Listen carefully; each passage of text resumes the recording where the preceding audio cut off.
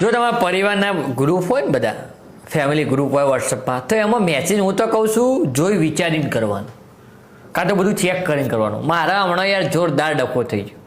હમણાં મારે કાકાનો છોકરો ગાડી લાવ્યો છે નવી નક્કાર, બરાબર, તે એને ગ્રુપમાં ફોટો મૂક્યો છે, તે બધા નીચે કોંગ્રેચ્યુલેશન બધું લખ્યું હતું, પણ મેં તો જોયું જ નહોતું કે એને ગાડી લાવ્યો, ગ્રુપમાં ફોટો, બધાને કોંગ્રેચ્યુલેશન મેસેજ વાંચ્યા જ નહોતા.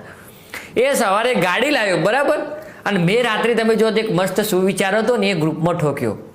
હવે સુવિચાર કયો હતો તમને ખબર છે કે ઈમાનદારીથી જે લોકો જીવતા હોય ને એમને જ તકલીફ પડે છે, બાકી બૂચ મારવા વાળા તો ગાડીઓ લઈને ફરે.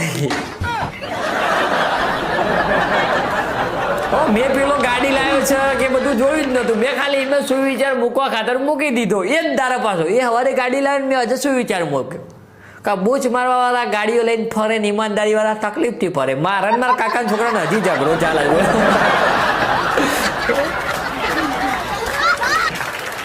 ગ્રુપમાં બધું ચેક રાખવું, બાકી લોચા થાય. આ તો બધું થવાનું હોય થાય ને તમારા સુવિચારોમાં બધા ડખા પડે.